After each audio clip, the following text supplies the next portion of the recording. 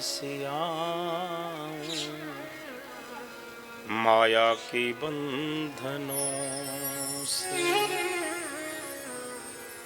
भाग्योदयेन बहुजन्म समर्जितेन सत्संगमम चलबते पुरुषो यदा वही। आप यहाँ पर आए, मैं निवेदन करूंगा बातों में ना लगे, एक बार प्रेम से बोलना पड़ेगा। थोड़ा स्लो आवाज में, कान पूरा थोड़ा स्लो करो। भाग्योदयेन बहुजन्म समर्जितेन सत्संग मम चलबते पुरुषो यदा वही। जब करोड़ों जन्मों के जब हमारे पुण्य उदय होते हैं तब ऐसा सौभाग्य बन पाता है कथा सुनने के लिए, कथा कराने के लिए।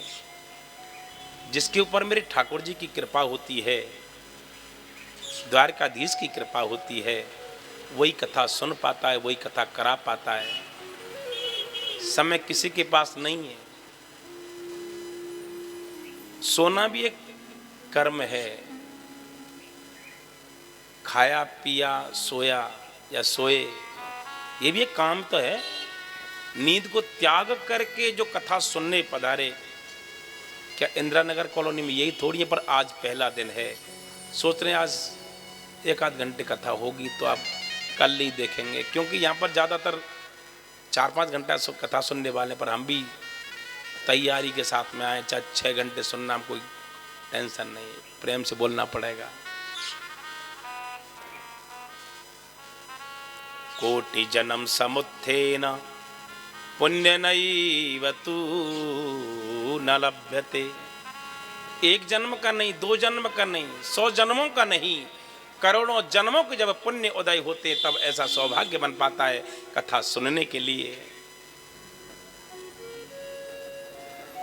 और हमारे ही नहीं कि केवल हमारे ही पुण्य एकत्र हों, हमारे पूर्वजों के, जो हमारे दादा परदादा दादी परदादी जो हमको छोड़ के चले गए संसार को, उनके जब पुण्य एकत्र होते हैं तब ऐसा सौभाग्य बन पाता कथा कराने के लिए। हर इंसान सोचता है हम भी हमारे घर में कराएं, करश्यामी करश्यामी करश्यामी इत चिंतित, करेंगे करेंगे, पर जब समय आता है तभी हो पाती है। और अंत समय सबका आता है, मर्श्यामी मर्श्यामी मर्श्यामी इत विस्मृतम है। काम से किसी को फुर्सत नहीं है। भगवान श्री सुखदेव कहने लगे, राजा परीक्षित, भगवान ने 2 गंगाओं को प्रकट किया है संसार की मुक्ति और भक्ति के लिए। 2 गंगा कौन सी हैं? जिस गंगा में आप गोता लगाने जाते हो उस गंगा को लाने वाले कौन थे? भागीरथ जी। पर अकेले भागीरथ जी ने स्नान बनाया क्या? पूरे संसार ने अपने पापों को उरण करने के लिए, पापों को धोने के लिए सब स्नान करने के लिए जाते हैं उस गंगा में। एक वो गंगा है पाप विमोचनी है, पापों को नष्ट करने वाली है, और एक ये गंगा है हमारे पितरों को तारने वाली गंगा है। पर दोनों गंगा जब फर्क क्या है? बोले महाराज, जब वो भी गंगा पाप से मुक्ति दिलाने वाली है तो ये गंगा क्यों, क्या जरूरत पड़ रही है हमको ये कथा कराने की? इतना पैसा खर्चा करना पड़ता है, खाना पीना भी, नाश्ता पानी देखना पड़ता है, भंडारा भी देना पड़ता है। यहाँ से 1000-500 रुपये खर्चा करके जाएं और गंगा जी में गोते लगाएं और फिर खर्चा करके आ गए,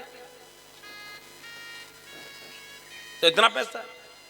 बस फर्क इतना है, जो भागीरथी रूपी जो गंगा है भगवान की चरणारविंद से निकली है, चरणों से निकली है, और ये भागवत रूपी जो गंगा है भगवान के मुखारविंद से निकली है। तो चरणों की अपेक्षा भगवान के मुखारविंद से जो वाणी निकली है, जो भागवत निकली है, वो उस गंगा को श्रेष्ठतम बताया है। भगवत्या प्रोक्तम सह भागवतम, भगवान से के मुखारविंद से जो वाणी निकली है वो भागवत है। बोलिए भागवत भगवान की। पर उस गंगा में जब स्नान करने जाओगे तो उसमें आपको संभल करके स्नान करना पड़ेगा, पर ये भागवत रूपी गंगा में इसमें संभलने की आवश्यकता नहीं है। जितना अंदर जाओगे उतना ही आपको आनंद का अनुभव होगा।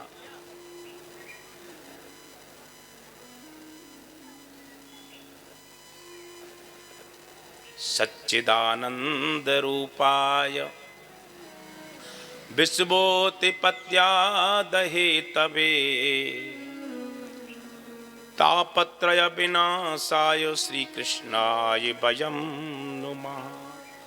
सत्य धन, चित्त धन, आनंद धन, सच्चिदानंद रूपाय, ये तीन विग्रह हैं, तीन रूप हैं। सत्य भी कृष्ण है, जो पहले भी सत्य था, मध्य में भी सत्य रहा और आगे भी सत्य रहेगा, और वो सत्य कोई और नहीं है, मेरे भगवान कृष्ण हैं।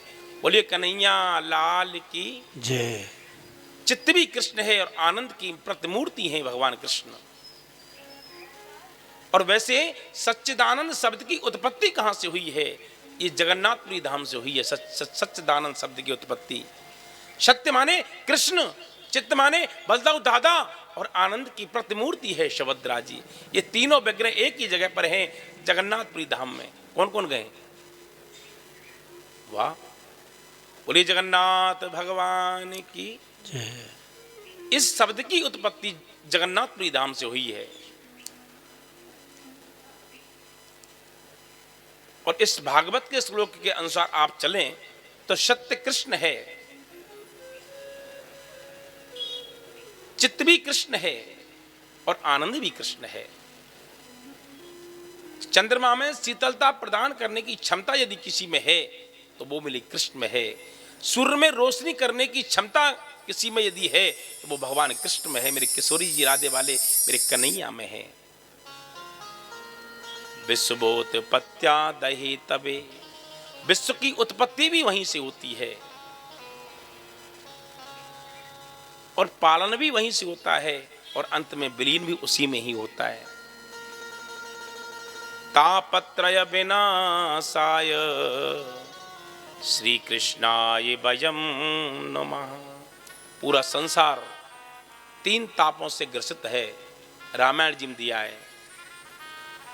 दैहिक दैविक भौतिक तापा, दैहिक दैविक भौतिक तापा, राम राज्य का हो नहीं व्यापा, राम राज्य का हो नहीं व्यापा, ओ राम राज्य का हो नहीं व्यापा, राम राज्य का हो नहीं व्यापा। दैहिक कष्ट कौन सा है? देह का कष्ट उसको बोलते हैं सर्दी, जुकाम, बुखार इत्यादि। और दैविक प्रकोप वो होता है कि अभी फसल खड़ी हुई है और काटने के लिए तैयार है और इंद्र देवता ने कृपा कर दी, बारिश कर दी या ओले बरसा दिए तो धन चौपट हो गया, फसल चौपट हो गई। ये दैवीय प्रकोप है। और भौतिक कष्ट क्या है? हम सोच रहे हैं बहुत बड़े पैसे वाले हैं, धूमधाम से बच्चों की शादी रचाएंगे और पता पड़ा बेटा किसी को लेके चला गया। ये भौतिक कष्ट है। इन तीनों तापों से पूरा संसार ग्रसित है। भगवान श्री सुखदेव कहने लगे, राजा परीक्षित सबसे बड़ा श्रोता बताया है। किसको बताया? सबसे बड़ा श्रोता किसको बताया है? मैंने पहले भी आपको बताया इसी जगह पे, पहले कथा के सबसे फर्स्ट में हनुमान जी महाराज को। सबसे बड़ा रसिया भी है, सबसे बड़ा श्रोता भी है। संसार में मेन बात है सुनना। पत्नी कहती है पति नहीं सुनते, पति कहते हैं मेरी पत्नी नहीं सुनती, बहन कहती है मेरे भाई नहीं सुनते। मेन बात है सुनना। और जो सुन लेता है वो अपने जीवन में अमल कर लेता है, वो उतार लेता है। प्रभु कृपा है। सुनना कोई नहीं चाहता, सब सुनाना चाहते हैं। प्रभु चरित्र सुनवे को रसिया, और राम लखन सीता मन बसिया। प्रभु के चरित्रों को सुनने के लिए हनुमान जी महाराज आतुर रहते हैं, सबसे पहले आके बैठते हैं। और जिसके ऊपर परमात्मा की कृपा होती है वो पूजन करते समय जगरते, जो झाड़ू लगाने का काम करता है मंदिर में, और कोई दूसरा लगा लिया तो, और तूने झाड़ू क्यों लगाया? झाड़ू में लगाऊंगा। और लगा भी दिया फिर भी झाड़ू को लगाएंगे। ये प्रभु कृपा है। और ये मन में भाव आना, ये परमात्मा की महती सब चल रहा है। बोलो कन्हैया।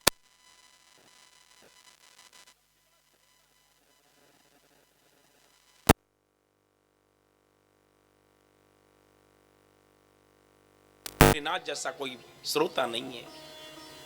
और ये तो आपको पता भी है, भोले बाबा सुनने वाले भी बहुत हैं। ससुर जी ने सुना दिया तब भी सुन के बैठे, पत्नी सुना दे तो वो भी सुन के बैठ जाए, पर बोले नहीं, बोले वाले बोला है। और हर पत्नी चाहती है मेरा पति मिले बोला है। भोले बाबा ने पार्वती मैया को ऊपर बैठा रखा है हर मंदिर में। वो पहले कहते जो संसार वाले ना, इनको कोई पता नहीं, टाइम टेबल कोई फिक्स नहीं। कोई 6 बजे चल देता है लोटा डालने के लिए, कोई 12 बजे आता है, और किसी पे समय सब दिन नहीं मिला तो रात्रि में डाल रहा है। भैया पार्वती कहती है ये नंग धड़ंग पड़ा, इन पर डालो, बस हमको तो ऊपर बैठा। भगवान से सुखदेव कहने लगे राजा परीक्षित, इस संसार में सबसे बड़े ताकतवर हैं हनुमान जी महाराज। अतुलित बल धामम हैम शैलावदेहम धनुज बन कृशानुम ज्ञान नाम अग्रगण्यम सकल गुण निधानम बानराणामधीशम रघुपति प्रिय भक्तम बात जातम नमामि। अतुलनीय है बल जिनका, ऐसे हैं हमारे हनुमान जी महाराज। अतुलित बल धामम हैम शैलावदेहम सकल गुण निधानम बाण राणाम अधीशम रघुपति प्रिय भक्तम बात जातम नमामि। कितना बल है हनुमान जी महाराज के अंदर, कितनी शक्ति है। और इस कलयुग में तो आपने देख भी रखा है, बागेश्वर धाम वाले हनुमान जी महाराज की कृपा बड़ी महती चल रही है इस समय। पहले ददरुआ सरकार का नाम था और आज भी है, वकील बाबा, डॉक्टर बाबा, और कोई नहीं, हनुमान जी तो है, नाम रख दिए गए, क्योंकि सबकी समस्या का समाधान करते हैं, सबकी बीमारियों को ठीक करते हैं हमारे हनुमान जी महाराज। बोले हनुमान जी महाराज की जय। अतुलनीय है बल जिनका, कितना शक्ति है। साधारण 1000 हाथियों के बराबर यदि शक्ति को तोला जाए तो एक इंद्र के हाथी में शक्ति है। और ऐसे हजारों ऐरावत हाथियों के अंदर जो शक्ति है वो शक्ति अकेले इंद्र के अंदर है। और ऐसे ही हजारों इंद्र के बराबर जो शक्ति है वो मेरे हनुमान जी महाराज में है, अकेले में। बोलिए हनुमान जी महाराज की, बोलिए ददरुआ सरकार की। प्रति उपकार करऊं का तोरा सन्मुख होई ना सकई मन मोरा। सन्मुख होई ना सकई मन मोरा। ओ सन्मुख होई ना सकई मन मोरा। सन्मुख होई ना सकई मन मोरा। भगवान का स्वभाव क्या है, भगवान का प्रभाव क्या है। आपको एक बात बताऊं, भगवान की शरणागति करने के लिए, भगवान की भक्ति करने के लिए मंदिर जरूरी नहीं है। भगवान की भक्ति करने के लिए घर जरूरी नहीं है। भगवान की भक्ति रोड पर भी बैठ के कर सकते हैं। भगवान की भक्ति हम जंगल में बैठ के खेत पर भी कर सकते हैं। वहां पर भी यत्र तत्र सर्वत्र व्याप्त है मेरी परमात्मा। और ये मैंने अनुभव किया इससे पहले जो कथा मैंने की है। विदिशा में कथा करके आया, आपको सच बताऊं, मैंने सोचा भी नहीं था कि यहां पर हम कथा करेंगे। 80-80 वर्ष के बुजुर्ग यहाँ पर आए थे। जिस जगह पर हम कथा करने गए वो स्थान था जिंद बाबा का। भगवान का प्रभाव देखना क्या है। लोगों को डर लगता था एक लकड़ी वहां से ले जाए, लोगों को डर लगता था वहां से एक लकड़ी भी ले जाए तो ऊपर जाने की तैयारी कर। एक लकड़ी उठा के लाया एक बुजुर्ग, 65 साल पहले की बात बताए। घर पे आते ही अंधा हो गया। जिंद बाबा ने रात्रि को सपना दिया, या तो सुबह इस लकड़ी को डाल देना, नहीं शाम को चले जा। इतना तक बोल दिया था बाबा ने। तो लोगों को भय व्याप्त हो गया। वहां पर जिंद बाबा हैं भी, इसमें कोई संदेह नहीं। तो जिस समय हमारे संत जी वहां पधारे तो संत बुला रहे थे भक्तों को, आप आइए ना। कि नहीं बाबा, हम नहीं आएंगे, यहाँ पर बिना स्नान करे हम जा ही नहीं सकते। इसमें रोक लगाने आएंगे भी तो स्नान करके आएंगे, नहीं जा सकते यहाँ। बोले जो होगा हम देखेंगे। और जब हम वहां पर गए, गोपाल जी को जैसे विराजमान किया जिंद बाबा के समक्ष में, तो काफी टाइम से लग रहे थे लाइट जलाने के लिए। जैसे ही गोपाल जी को विराजमान किया मंदिर के स्थान पर, तुरंत परमात्मा ने कृपा की, वहां पर लाइट भी आ गई परमात्मा की कृपा से। डर तो हमको भी लग रहा था। मैं दादा सवाल के रखना तुमको रखना है, प्रभाव बता रहा हूं ठाकुर जी का। यहाँ पर कोई नहीं आएगा, सब बोल रहे यहाँ पर कोई नहीं आएगा। मैंने कहा सब आएंगे, तो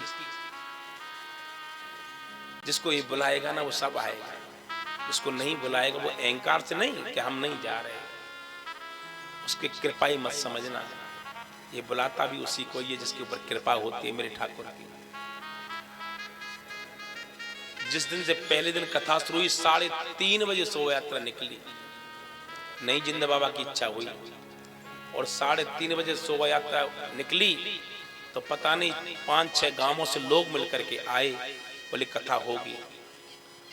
पहले दिन तो आप इतने ही लोग थे, जब दूसरे दिन कथा शुरू हुई तो पूरा जो बगीचा था वो सारा भर गया। कोई झाड़ू लगा रहा है, कोई पोंछा लगा रहा है। वहां पर इतनी लाइट जो जल रही, इससे भी ज्यादा लाइट लग गई। रात्रि को बहुत आनंद आता था। और लोग कह रहे महाराज जी तुम घर चले, में नहीं सोएंगे, जहां पर मेरा गोपाल रहेगा, जहाँ जिंद बाबा है वहां पर रहेंगे। इसके ऊपर विश्वास होना चाहिए, इसका विश्वास प्रबल है, उसका कोई बाल बाका नहीं कर सकता। और ऐसी कृपा बरसी कि वहां पर 7 गांवों का भंडारा हुआ, विशाल भंडारा। बोलिए जिंद बाबा की। भगवान को शरणागति करने के लिए किसी भी जगह कर सकते हैं, किसी स्थान की जरूरत नहीं है, किसी समय की जरूरत नहीं है, चौघड़िया देखने की आवश्यकता नहीं है कि घड़ी कौन सी चल रही है, चौघड़िया कौन सा चल रहा है। भगवान का भजन करने के लिए हम किसी भी समय, किसी भी क्षण, किसी भी पल, किसी भी स्थान पर कर सकते हैं। जब ये कथा चल रही थी तो सौन कार्तिक 88,000 ऋषियों के बीच में अचानक से सूत जी महाराज का पदार्पण हो गया। सूत जी महाराज ने देखा इतने बड़े बड़े संत बैठे हुए हैं, और उन संतों ने छोटे से बालक सूत जी को प्रणाम किया है। यहां पर शोभा यात्रा हुई, काफी घरों में मेरे गोपाल जी का सम्मान किया। भगवान से कामना करता हूं जिन्होंने सम्मान किया उनके घर में दिन दूनी रात चौगुनी करना प्यारे आनंद से। भगवान श्री सुखदेव कहने लगे, जब सूत जी महाराज आए, सूत जी कोई और नहीं है, भगवान का ही छोटा स्वरूप है सूत जी। भगवान के बड़े कृपा पात्र हैं सूत जी महाराज, परम विद्वान हैं। पर बड़े बड़े जो संत बैठे हुए, हजारों हजारों वर्ष जिनकी उम्र है, वो उस छोटे से बालक को प्रणाम कर रहे हैं। सूत जी महाराज रो पड़े, सूत जी रो पड़े। आप उल्टी गंगा क्यों बहा रहे हो प्रभु? मैं बालक हूं आपका। आश्चर्य ये नहीं है कि छोटे से बालक को इतने बड़े बड़े संत प्रणाम कर रहे हैं। आश्चर्य तो ये है जो बुद्धान बैठे हुए हैं वो सभी वेदज्ञ हैं, वो ब्राह्मण हैं, और जिनकी उम्र छोटी मोटी नहीं है, जिनकी उम्र है हजारों हजारों वर्ष की उम्र है। आप बताइए, हम तुम छोटे हैं और कोई हजारों वर्ष का व्यक्ति आकर के हमारे आपको कोई प्रणाम करे तो ये हमको अच्छा लगेगा? नहीं, आप हमारे प्रताप दुल्ले हैं। आपको पैर छूने का बहुत बड़ा महत्व मिलता है। पैर छूने का मतलब क्या है? जो नहीं जानते, जो अज्ञानी हैं, उनको छुआने में बड़ा आनंद आता है कि आप इतने बड़े हैं, इतने धनाढ्य हैं, इतनी उम्र वाले हैं और आप हमारे पैर छू रहे हैं, हमको थोड़ा अभिमान हो जाता है। परंतु ये नहीं पता ब्राह्मण को देना क्या पड़ता है। एक बार ब्राह्मण के पैर छूने पर ब्राह्मण को 11 गायत्री माला को दान देना पड़ता है। जो फल मिलता है गायत्री माला का, उसका फल उसको देना पड़ता है। जो पैर छूता पर पैर छुए कैसे जाते हैं? पैर छूने का प्रणाम करने का तरीका नहीं है। झुकना कौन चाहता है?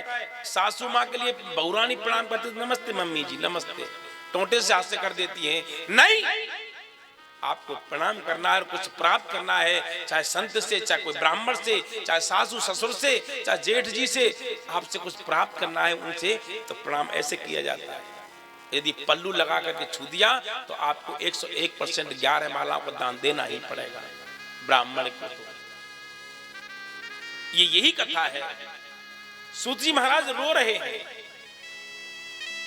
आप उल्टी गंगा मत पाओ। नहीं, हम ठीक कर रहे हैं, आप परम विद्वान हैं। अभिवादन शीलस्य नित्यं वृद्धोऽपि सेवना चत्वारि तस्य वर्धन्ते आयुर्विद्या यशोबलम्।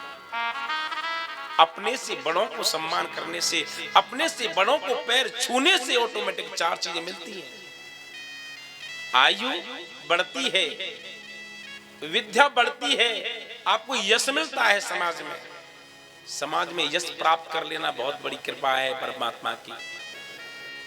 जी तो सब संसार रहा है, और समाज में प्रतिष्ठित रूप से जीना, किसी किसी की बात में इतनी ताकत होती है कि एक ही आवाज में भीड़ इकट्ठी हो जाए। पर यहाँ पर तो मैं जानता हूँ सारे भक्ति ही ऐसे हैं, और ये इंदिरा नगर कॉलोनी नहीं है। यहाँ पर आने के बाद लगता है ये साक्षात वृंदावन नगर में बैठे हैं, वृंदावन धाम में बैठे हैं। बोलिए द्वारकाधीश की। बड़े लाडले भक्त हैं। प्रणाम करने से क्या मिला? एक बार प्रणाम करने का महत्व समझाऊं। कभी कभी हमारे बहुत कठिन रास्ता को भी टाल देता है प्रणाम करना, और कभी कभी हमारी मौत को भी टाल देती है प्रणाम करना। पर झुक करके देखो तो सही ना, कैसे महाराज? शास्त्रोक्त प्रमाण है ये। एक बार पितामह भीष्म ने प्रतिज्ञा की थी कि मैं कल सुबह पांडवों को मार दूंगा। द्रौपदी रो रही है, नींद नहीं आ रही है। उसको पता लग गया कि कल मैं विधवा हो जाऊंगा। द्रौपदी रो रही है, कन्हैया पास में पहुंच गए। कन्हैया ने कहा, द्रौपदी हाँ तू रो रही है? रो नहीं तो क्या करूं? रो नहीं तो क्या करूं बताओ ना केशव। बोले पागल, अभी रात्रि बाकी है, पता नहीं परमात्मा की कौन सी नजर तेरे ऊपर पड़ जाए। घबराना नहीं चाहिए परिस्थितियों से। जिस माता को पता लग जाए कि मेरे पति को डॉक्टर ने आदेश दे दिया, कल कोई भरोसा नहीं है, उसको क्या खाना अच्छा लगेगा? उसको क्या पीना अच्छा लगेगा? क्या उसको नींद आएगी? कभी नहीं आ सकती, ना कभी भूख लग सकती है। द्रौपदी रो रही है, और जब रात्रि का समय हो गया तो अचानक द्रौपदी के पास में फिर आ धम के मेरे कन्हैया, मेरे केशव, मेरे माधव। कंठ भरे स्वर से आवाज लगाई, द्रौपदी हाँ तू सो रही है? नींद किसको आए कन्हैया? किसको नींद आए? नींद नहीं आ रही है। कुछ खाया? कुछ नहीं खाया।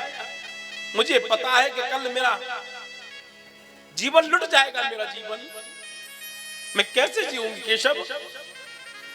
बोली पगली खड़ी हो जा, ये समय है तेरे लिए। द्रौपदी को ले जाकर के, और जहां पर पितामह भीष्म लेटे हुए हैं, साथ में लेके चले गए द्रौपदी को। द्रौपदी ने जाकर के और पितामह भीष्म को प्रणाम किया है, और पितामह भीष्म ने अचानक से आशीर्वाद दे दिया, अखंड चिर सौभाग्यवती भव। तुरंत द्रौपदी ने अपने घूंघट को उठाया। बाबा द्रौपदी तू यहां? हाँ। और बाबा मैं एक बात समझ नहीं पाई, जो आपने जो बोला था कि मैं कल पांडवों को खत्म कर दूंगा, वो वचन सत्य है, या जो अभी आपने मुझे आशीर्वाद दिया है वो वचन सत्य है? पितामह भीष्म कहने लगे, इतनी बुद्धि तो इसके अंदर नहीं है और द्रौपदी मैं जानता हूं तेरे साथ में टेढ़ी टांग वाला आया होगा। द्रौपदी रो पड़ी। हाँ प्रभु। बोली मुझे दर्शन तो कराओ। कहां है वो? बोली दरवाजे पर है। आज पितामह भीष्म और द्रौपदी दोनों जने जा रहे हैं और मुरली वाले टेढ़ी टांग वाले के जब दर्शन किया तो धड़ाम से जमीन पर गिर पड़े। धन्य है तेरी लीला। मुझसे क्या कल कहलवा दिया और आज मुझसे क्या कहलवा दिया, मुझे आशीर्वाद दिलवा दिया। पर इतने में फिर बोल पड़ी द्रौपदी, मुझे बताओ पितामह वो वाला वचन सत्य है जो अभी जो मुझे आशीर्वाद दिया ये वचन सत्य है?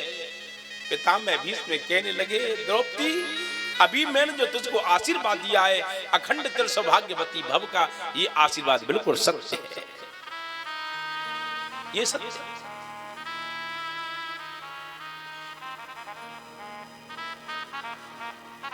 तेरी माया का न पाया कोई पार, के लीला तेरी तू ही जाने। तेरी माया का न पाया कोई पार, के लीला तेरी तू ही जाने। तेरी माया का न पाया कोई पार, लीला तेरी तू ही जाने। तू ही जाने हो तेरी तू ही जाने, तू ही जाने हो तेरी तू ही जाने। तेरी माया का न पाया कोई हार, लीला तेरी तू ही जाने। तेरी माया का न पाया कोई पार, लीला तेरी तू ही जाने। पितामह भीष्म ने कह दिया ये जो मैंने आशीर्वाद दिया वो सत्य है।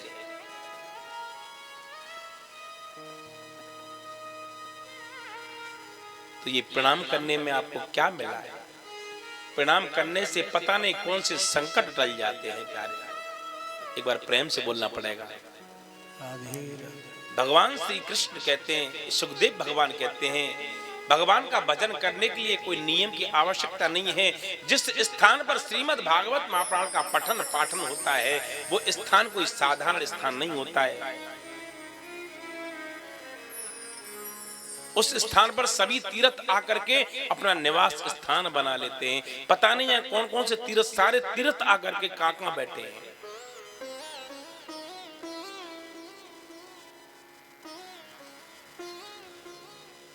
काल का भी कोई नियम नहीं है। काल कहते हैं समय को, जो चौगड़िया देखते हैं उसको कहते हैं। कोई नियम नहीं है, कभी भी कर सकते हैं भगवान का भजन।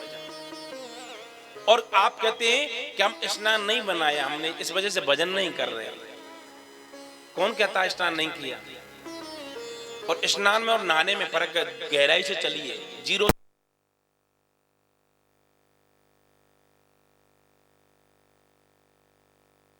नहीं कर सकते। क्यों नहीं कर सकते? नहाना क्या है? स्नान क्या है? नहाना होता है बाथरूम वाला जिसमें आप मलमल के स्नान करते हो, नहाते हो। और स्नान तो जीवन में एक बार होगा। और वो स्नान किसको कहते हैं और कब होता है वो स्नान? मनुष्य के शरीर के अंदर रोमे कितने हैं? कितने रोमे?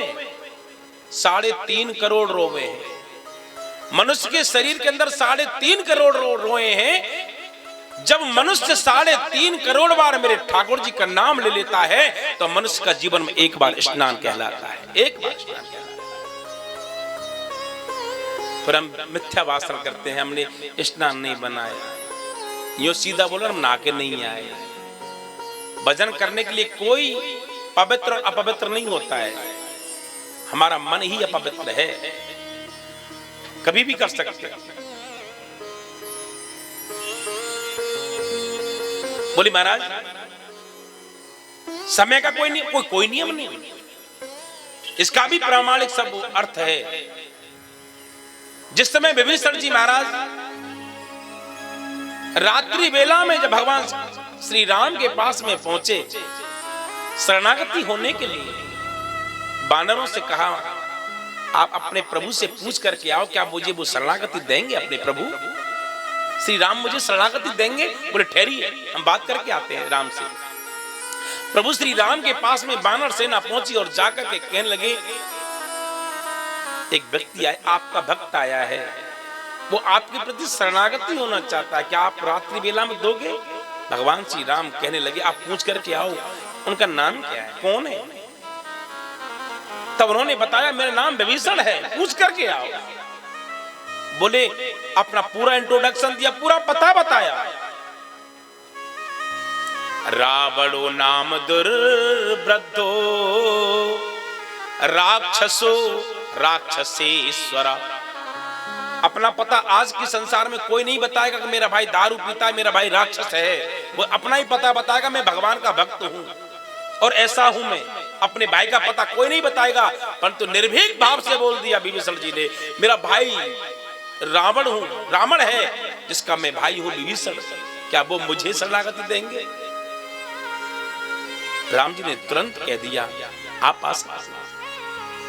तो ये शास्त्र कह रहा है, किसी भी समय में, किसी भी देश में, किसी भी स्थान पर, किसी भी काल में हम भजन कर सकते हैं, भगवान की शरणागति हो सकते हैं।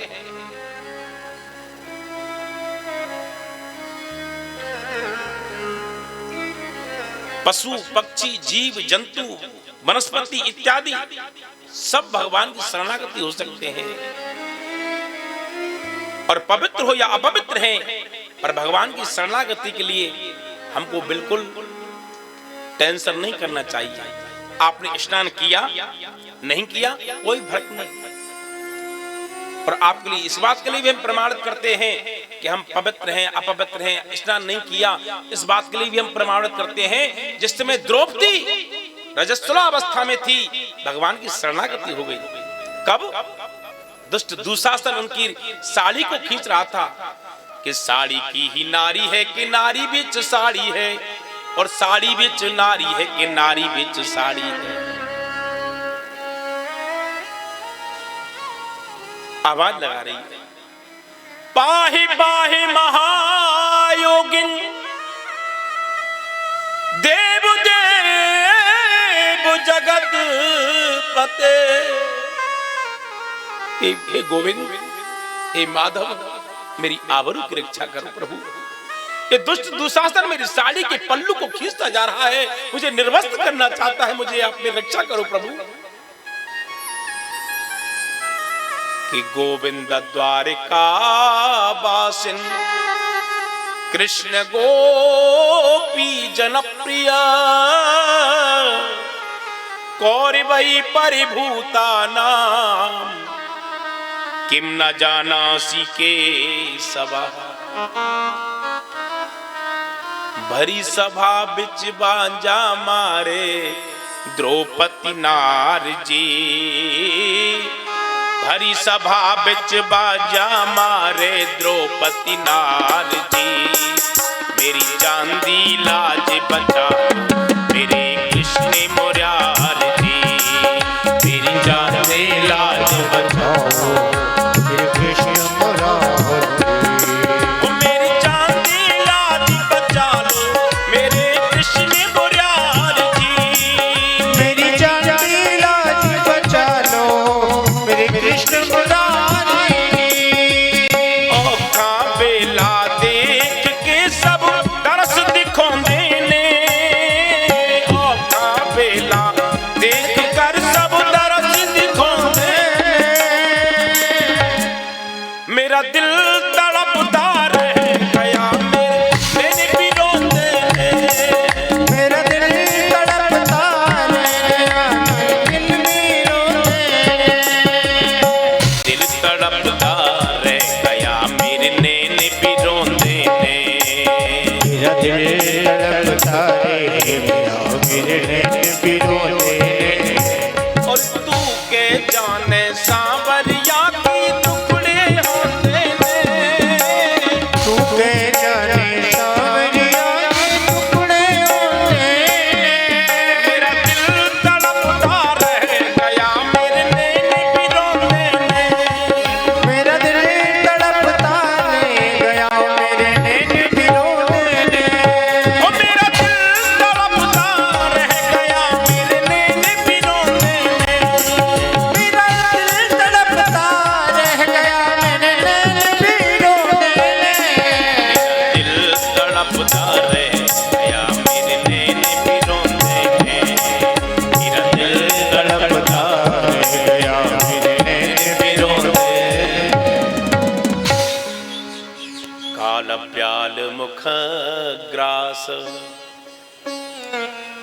त्रासु निर्णासु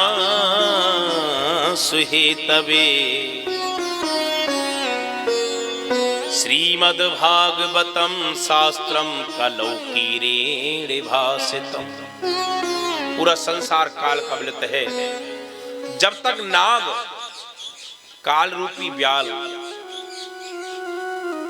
जब तक अपने मुखारबिंद को खोले हुए है, तब तक ये सारा संसार जिंदा है। इसका मतलब जब तक हमारी श्वास चल रही है, तब तक हम चल रहे हैं, फिर रहे हैं, बात भी कर रहे हैं, हंस भी रहे हैं। और जिस दिन ये श्वास का आना जाना बंद हो जाएगा, उस दिन हमारा प्राणांत हो जाएगा, मर जाएंगे। ऐसे पूरा संसार काल कबलित है, काल के मुंह में ग्रसित है। जब वो नाग, वो काल रूपी व्याल जो सर्प है, जिस दिन वो अपने मुखारबिंद को बंद कर लेगा, उस दिन हमारा प्राणांत हो जाएगा। इसलिए इस आवागमन के कुचक्र से यदि बचना चाहते हैं, तो श्रीमद् भागवत महापुराण कहती है संसार को भागवत रूपी इस ग्रंथ का, इस भगवान का आश्रय लेना पड़ेगा। पुनरपि जननम पुनरपि मरणम पुनरपि जननी जठले शयनम। बार बार आना, बार बार जाना, इस आवागमन के कुचक्र से यदि बचना चाहता है इंसान, तो परमात्मा का आश्रय लेना पड़ेगा। ये संसार वाले कोई किसी को साथ नहीं देंगे, और कोई किसी को सुख नहीं दे सकता, कोई किसी को दुख नहीं दे सकता, और कोई किसी को मार नहीं सकता। एक बार प्रेम से बोलना पड़ेगा। क्यों दिक्कत आती क्या? राधे राधे बोलना पड़ेगा एक बार, जो एक बार जोर से बोलना पड़ेगा। जय जय श्री। भगवान श्री सुखदेव कहने लगे, जन्म जन्मांतरेत भवेत पुण्यम तदा भागवतम लभेत। सुखदेव भगवान राजा परीक्षित को जो कथा सुना रहे हैं, इसी कथा को जो आप सुन रहे हैं, श्रवण कर रहे हैं, किसके द्वारा? श्रवण पट, कान रूपी दोनाओं के द्वारा आप जो सुन रहे हैं, इसी कथा को सुखदेव भगवान राजा परीक्षित को सुना रहे हैं। और इतने में ही देवता लोग आकाश से अमृत कलश को लेकर के प्रकट हो गए और सुखदेव जी को प्रणाम किया है। सुखदेव जी ने कहा, आज कैसे आगमन हुआ, कैसे आना हुआ? बोले प्रभु, जो आप ये जो कथा सुना रहे हैं राजा परीक्षित के लिए, क्योंकि राजा परीक्षित को मरने का भय लगा हुआ है, इस वजह से इनके लिए हम अमृत कलश लेकर के आए हैं। इस अमृत को राजा परीक्षित को पिला दो, और जो आप जो कथारूपी अमृत जो पिला रहे हैं, उसे आप हमको पिला दे।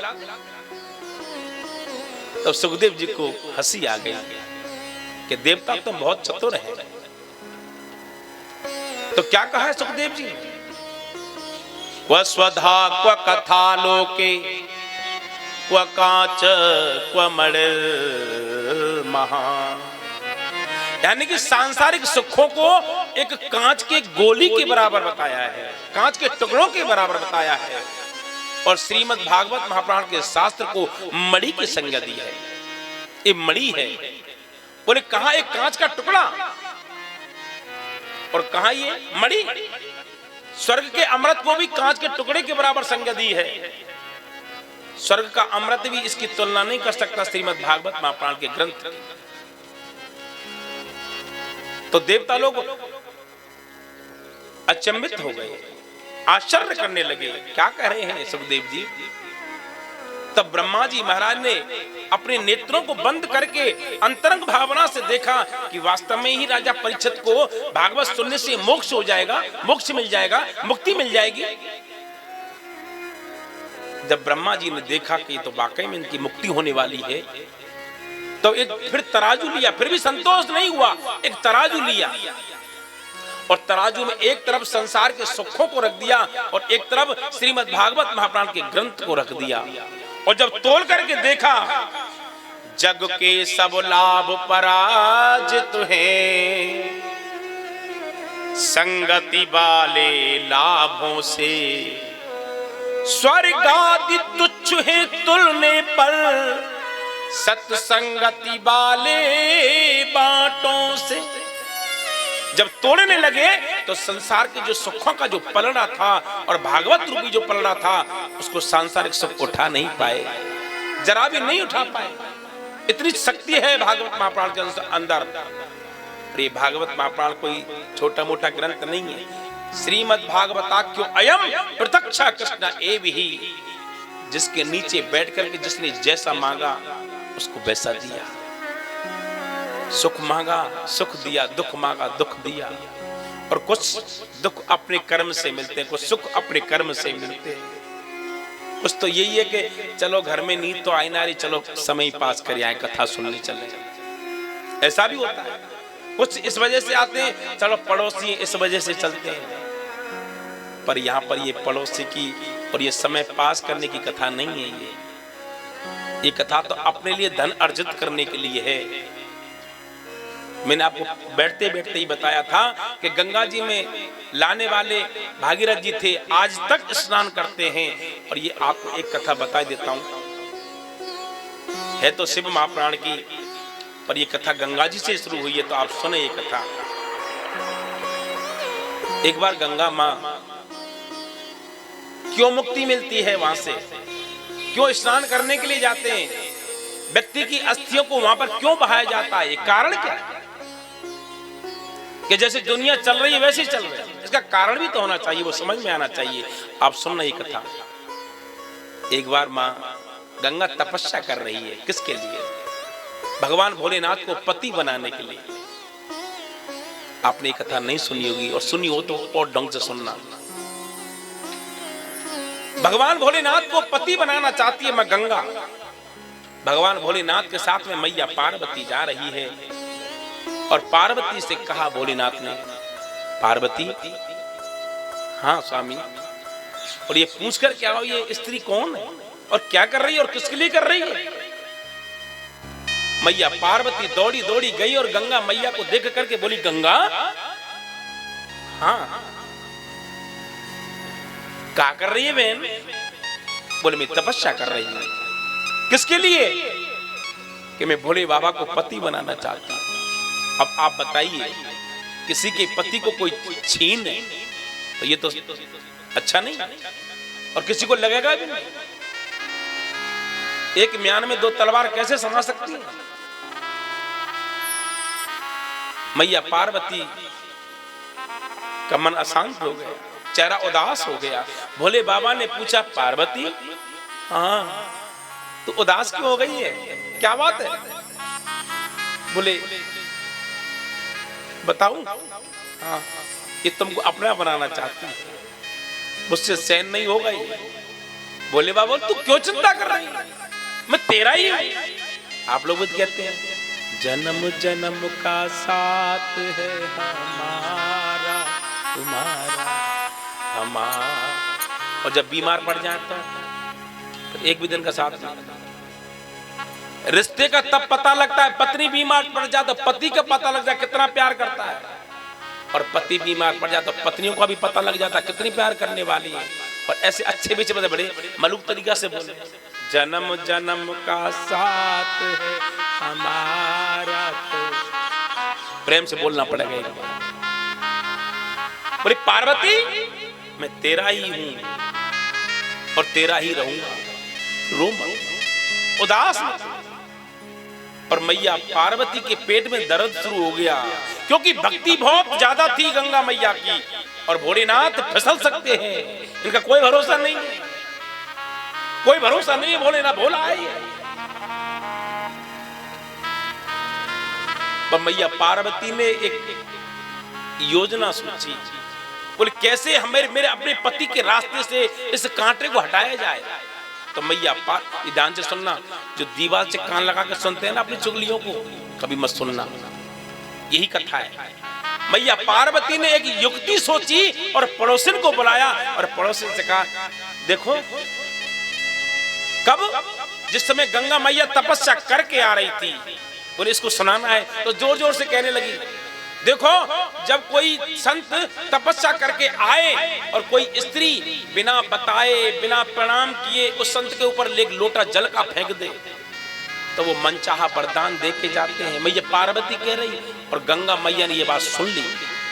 गंगा मैया ने ये बात सुन ली। गंगा मैया ने कान लगा के सुना, क्या कह रही है पार्वती। और पार्वती मिथ्या बोलेगी नहीं, झूठ बोलेगी नहीं, सही बोलेगी। विश्वास कर लिया।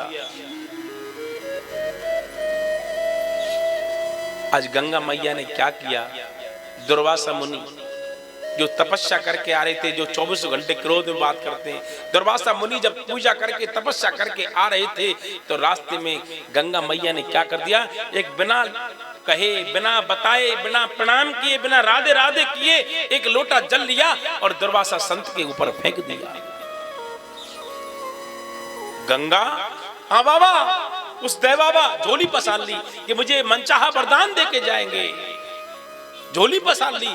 गंगा, तूने मेरे ऊपर बिना बताए मेरे ऊपर जल छोड़ दिया और मैं तपस्या करके आ रहा था, मुझे भिगो दिया। अभी तुम्हारे ऊपर कोई जल छोड़ दे, फेंक दे तो गुस्सा तो आएगा।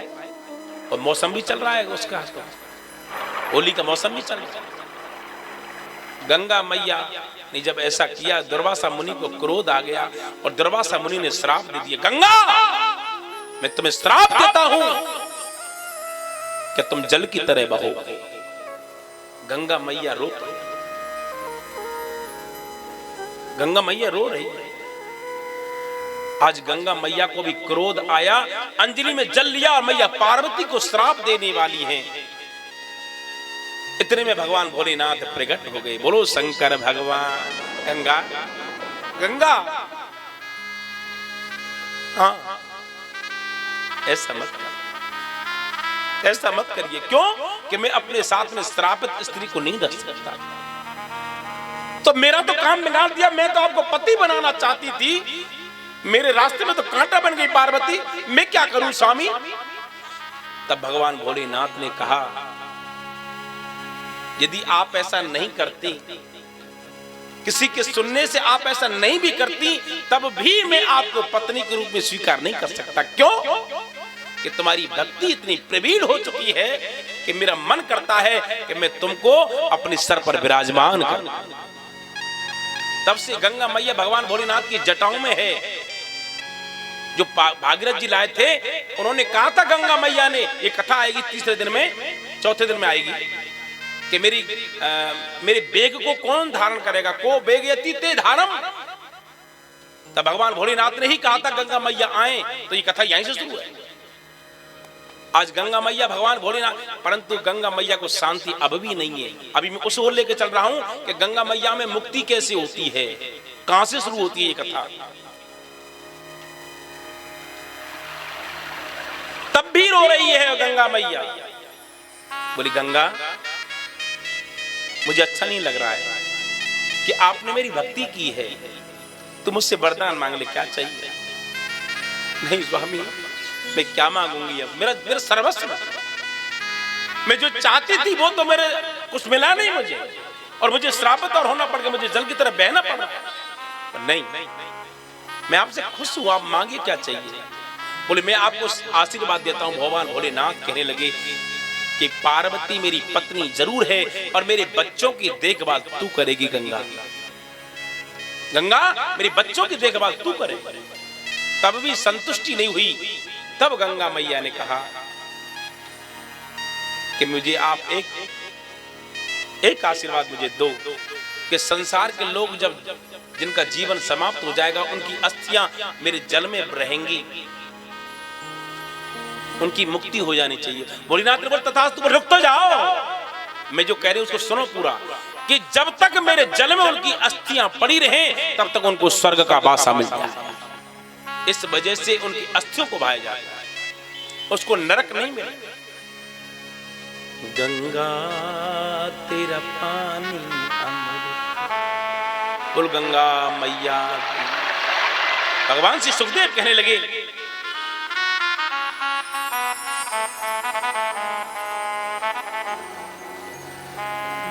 क्व स्वधा क्व कथा लोके, क्व कांच क्व मड महा। आज देवताओं ने जब ये सुनी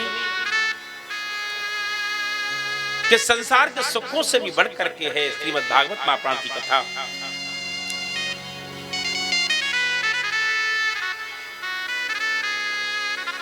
तो ब्रह्मा जी महाराज को आश्चर्य हुआ है कि सुखदेव जी का मोक्ष पक्का है।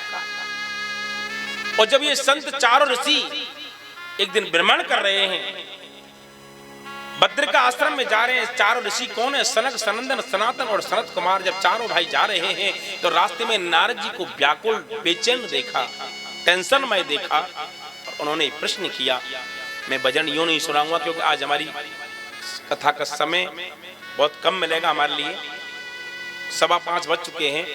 आप बताएंगे मेरे जीजियो कितने बजे तक कथा कर सके हम? मैं सोच रहा था 5 बजे तक करेंगे, परंतु हम कथा की कटौती नहीं कर सकते। 6 बजे तक कर लूं? हाथ खड़ी करना कौन कौन चाहता? प्रेम से बोलना पड़ेगा, ये रसिक हैं यहाँ के, इंदिरा नगर वाले हैं भाई, प्रेम से बोलना पड़ेगा। पंडा जी ने हाथ नहीं खड़ा किया, क्या बात है? जय जय श्री राधे, जय जय श्री राधे। नारद जी से पूछ रहे हैं, प्रश्न कर रहे हैं, आपका ये करोड़ों सूर्यों के बराबर तुम्हारा चेहरा दमकता है और आज ये चेहरा मुरझा कैसे रहा है, क्या बात है? बोले मैं पूरे संसार में भ्रमण करके आया हूं, इस पृथ्वी पर भ्रमण करके आया हूं, मुझे कहीं शांति नहीं मिली। पुष्करम च प्रियागम च काशीम गोदावरी तथा। मैं पुष्कर में गया, मैं काशी में गया, मैं गोदावरी गया, मैं सेतुबंध रामेश्वरम गया, और मुझे कहीं शांति नहीं मिली। बोले कैसी शांति? बोले मैंने देखा है कि पति पत्नी में प्रेम नहीं है, भाई बहन में प्रेम नहीं है, अड़ोसी पड़ोसी में प्रेम नहीं है, बस। बोले और भी देखा? बोले और क्या देखा? बोले मैंने देखा संसार में भ्रमण करने पर कि ब्राह्मणों ने अपने शास्त्रों को बेचना शुरू कर दिया। कथा करने का क्या लेंगे महाराज? और उसमें गलती कहीं ना कहीं आपकी भी है, बुरा मत मानना। महाराज जी हम कथा कराएंगे, आप क्या लोगे? पहला मोल तो तुम नहीं कर दिया, ये अश्रद्धा है। भागवत करानी है, कथा करानी है, तो कभी इसका पहले तुम मत टोकिए क्या क्या लेना क्या देना है। तो तभी तो मांगते, कोई 8 लाख मांग रहा, कोई 10 लाख मांग रहा है। गलती नहीं है, कहीं ना कहीं हमारी भी गलतियां हैं। कौन क्या दे सकता है? मूल्य नहीं दे सकता। और बोले जो माता पिता हैं अपने बच्चों को शास्त्रीय शिक्षा नहीं देते। और एक बात याद रखना मेरी जीजियो, मेरे भाइयों पिताओं, अपने बच्चों को कार मत दिलाना, पर संस्कार जरूर दिलाना अपने बच्चों के लिए। क्योंकि कार से आप मथुरा वृंदावन तक जा सकते हो, दिल्ली तक जा सकते हो, पर संस्कार से अपना जीवन यापन अच्छे से कर सकते हो। संस्कार बहुत, क्योंकि जीवन चलाना है तो संस्कार बहुत जरूरी है। और संस्कार यदि आपने नहीं दिए तो उसी का कारण बन जाता है कि हमको दुख पाना पड़ता है। पर आप लोग ही कहते हैं मेरा बेटा कहना नहीं मानता है, मेरा भाई कहना नहीं मानता, कारण हमने संस्कार नहीं दिए अपने बच्चों के लिए। माता पिता बालक नहीं बुलाई, माता पिता बालक नहीं बुलाई, माता पिता बालक नहीं बुलाई, माता पिता बालक नहीं बुलाई। उदरी भरई सोई धर्म सिखावई, उदर भरे सोई धर्म सिखावे, उदरी भरई सोई धर्म सिखावई, उदर भरे सोई धर्म सिखावे। माता पिता अपने बच्चों को शास्त्रीय शिक्षा नहीं देते। शास्त्रीय शिक्षा क्या है? अपने से बड़ों को सम्मान करना सिखाइए। और जब तुम बच्चों को सिखाओगे, पहले तुम करिए अपने पतियों की सेवा, पहले तुम करिए अपने सास ससुर की सेवा। जब बच्चा देखेगा कि मेरे माता पिता अपने माता पिता की सेवा कर रहे, मेरी दादी बाबा की सेवा कर रहे हैं, तो ये बच्चा 101% तुम्हारी भी सेवा करेगा।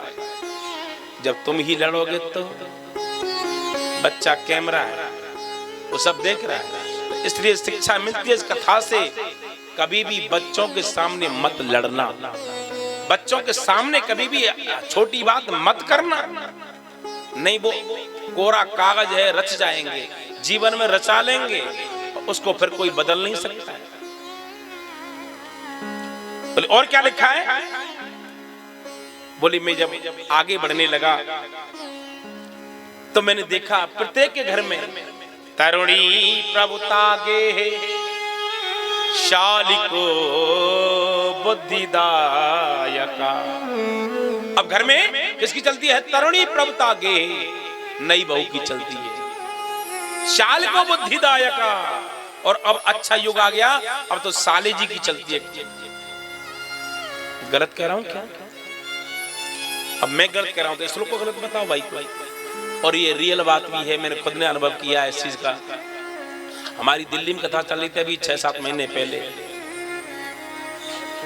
सागरपुर में। हमारे भैया बता रहे सागरपुर में एक भैया आए, महाराज जी आपसे कथा करानी है। मैंने कोई बात नहीं, और मेरे सामने कह रहे मैं थोड़ा मैं सस्ता बात कर लेता हूं। मैंने कर लो भाई। साले जी से फोन मिलाया, हाँ लाला मुकेश, हाँ जीजा जी नमस्ते नमस्ते बेटा। बोल मैं कथा कराना चाहता हूँ। बोले कब? बोले 2 महीने के बाद। बोले अभी मेरे पास 1 साल तक फुर्सत ही नहीं। तो श्रीमान जी ने मना कर दिया, अभी नहीं, 1 साल के बाद कराएगा। तो ये श्लोक जब ये याद आता है तो कभी कभी हंसी भी आती है कि तरुणी प्रभुतागे शालिको बुद्धिदायका। और हमारे शास्त्र भी कहते हैं घरे बिगारे आरो, दीवारे बिगारे आरो, और घरे बिगारे। पर बुरा मत मानियो, सब सारे हैं, और सारो ही तो सारो है।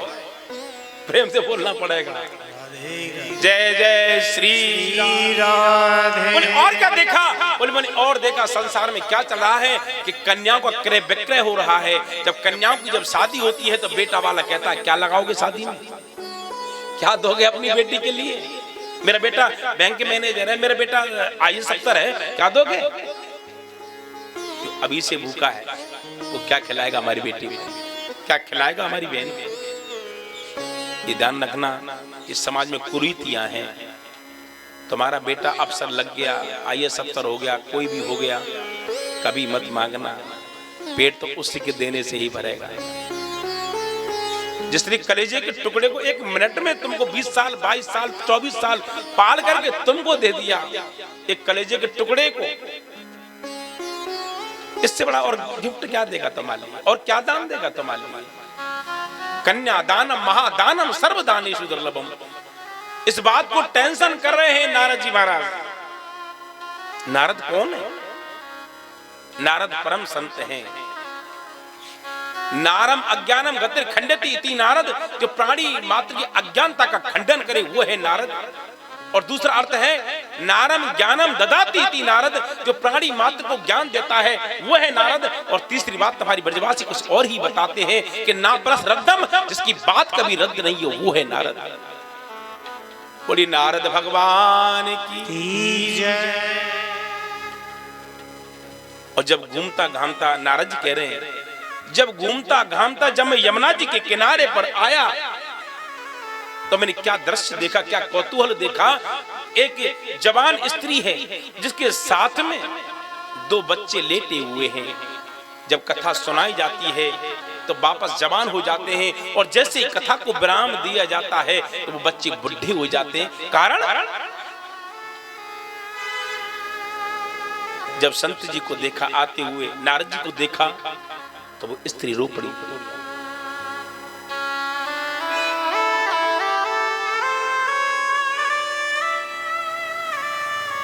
स्त्री ने पूछा, बाबा आप ठहरो। भो साधो क्षणम तिष्ठ मच्चिंता मपिनाशय दर्शनम तव लोकस्य सर्वथा गहरम परम।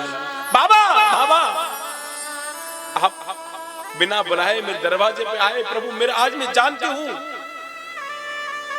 कि मेरे सारे दुखों का अंत होगा। बड़ी भाग जब जानियो जब मिलने आवे संत, संतन को मिलबो करे सब कष्टन को अंत। बाबा आप एक क्षण रुकिए प्रभु, और मेरी टेंशन मिटाइए, मेरे दुखों को हरण करिए बाबा। नारद जी रुक गए। देवी आप कौन है, और ये जो बेटे जो लेटे हुए ये बच्चे ये कौन है? प्रेम से बोलना पड़ेगा। आप चाहेंगे तो मैं आरती कर सकता हूं, जबरदस्ती तो नहीं बैठे आप लोग, जबरदस्ती बैठे हो तो हम आरती करते हैं। थोड़ा इसको इस प्रसंग को पूरा कर देता हूं, फिर कल कर लेंगे। भक्ति ज्ञान वैराग्य इस प्रसंग को हम पूरा कर लेते हैं। प्रेम से बोल, एक बार जोर से बोलिए राधे एक बार जोर से बोलो राधे राधे राधे राधे। देवी आप कौन है? तब देवी ने हाथ जोड़ करके कहा कि अहम भक्तिरिते ख्याता इमौ में तनयौ मतौ ज्ञान वैराग्य नामानौ काल योगे न जर्जरौ। बाबा ये जो मेरे बच्चे हैं ना, इनका नाम है ज्ञान और वैराग्य। बोले जब इनको कथा सुनाई जाती है तो ये जवान हो जाते हैं, और जैसे ही कथा को विराम दिया जाता है तो ये वापस बुढ़े हो जाते हैं। कौन माँ चाहेगी उसके सामने उसका बेटा चला जाए, उसके सामने माँ के सामने कोई बेटा बुढ़ा हो जाए, बुढ़ा सा लगे तो माता को अच्छा नहीं लगता है, और जिसका बेटा छोड़ के चला जाए तो उससे बड़ा दुख क्या होगा है? और ऐसी कितनी अभागिन है मेरी माँ, कितने माता पिता ऐसे हैं जिनके सामने इन दुखों को देखने के लिए उनका बालक छीन लिया परमात्मा ने। भगवान श्री सुखदेव कहने लगे देवी आप कहां पैदा हुई हैं, आपका जन्म कहां हुआ है? उत्पन्ना द्रवड़े साहम वृद्धिम कर्नाटके गता क्वचिन क्वचिन महाराष्ट्रे गुर्जरे जीर्णताम गता। मैं उत्पन्ना द्रविड़े साहम में द्रविड़ देश में पैदा हुई हूँ। वृद्धिम कर्नाटके गता, और कर्नाटक में जाकर के मैं बड़ी हुई हूँ कि क्वचिन क्वचिन महाराष्ट्रे और गुर्जरे जीर्णताम गता, और गुजरात में जाकर के मैं जीर्ण शीर्ण हो गई हूँ। गुजरात किसको बोलते हैं? गुजरात कहते हैं गुजर गई हैं जिनकी रातें, मींस बुढ़ापा। और बुढ़ापे में व्यक्ति की कैसी हालत हो जाती है? अंगम गलितम पलितम मुन्नम दसनम व्यनम जातम तुंडम वृद्धो याति ज्ञात्वा दंडम तदपि न मुंचति याचा पिंडम भज गोविंदम भज गोविंदम भज गोविंदम मूढ़मति। जब व्यक्ति काम करना बंद कर देता है, सर डगमगाने लग पड़ता है, अब किसी की कमर में दर्द है, और किसी की घुटनों में दर्द हो रहा है, और अब तो आजकल तो अच्छे खासे बीसों में दर्द हो रहा है, बैठा ही नहीं जाए कि तो लंबे पाम करके बैठ जाए, कभी इधर करके बैठ जाए, यूं करके बैठ जाए, और चलने पर तो व्यास जी की तरफ भी करके बैठ जाए। हाँ, क्यों? प्रेम से बोलना पड़ेगा।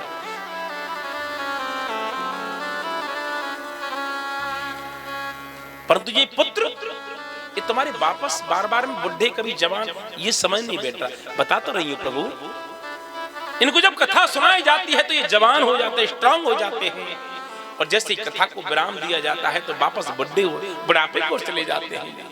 मैं बहुत बड़ी दुखी हूं बाबा, क्योंकि इस कलिकाल में सदाचार का लोप हो गया है। आज यत् फलम नास्ति तपसा ना योगेन समाधिना तत्फलम लभते सम्यक कलौ केशव कीर्तना कलौ केशव कीर्तना।